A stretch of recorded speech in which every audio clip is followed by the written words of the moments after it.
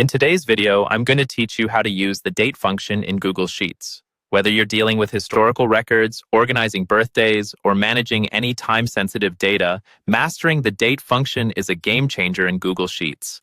So let's dive right in and explore each step in detail. First things first, let's begin by opening a Google Sheet. You can do this by heading to your Google Drive and either creating a new sheet or opening an existing one. Once you have your sheet open, you'll want to direct your attention to cell B2. It's right here where the magic will happen. Click on B2 to make it the active cell where we'll enter our formula. Now, with cell B2 selected, you're ready to type in the date function. Enter the formula exactly as follows. Add date 1954-25. What this does is create a specific date, in this case, February 5th, 1954. The date function is structured with three parameters, the year, month, and day, respectively. By using the date function, you can ensure that whatever values you enter will automatically be recognized as a date, allowing you to perform additional date operations easily.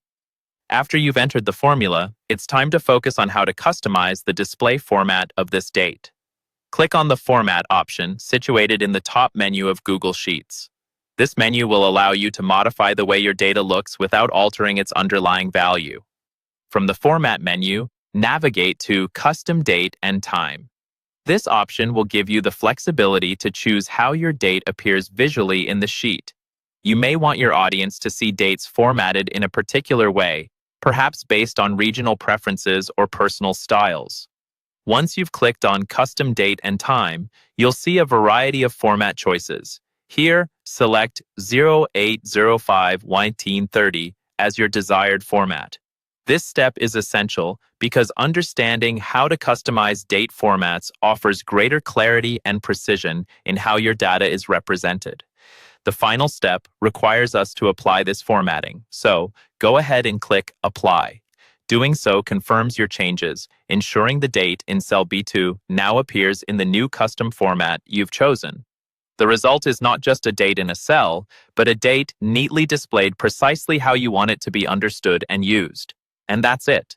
You've successfully used the date function within Google Sheets and customized its presentation. Remember, the power of Google Sheets grows as you learn these flexible functions and formatting options, so keep practicing. I hope you found this tutorial helpful and easy to follow. Stay tuned for more helpful tips and tricks on mastering Google Sheets.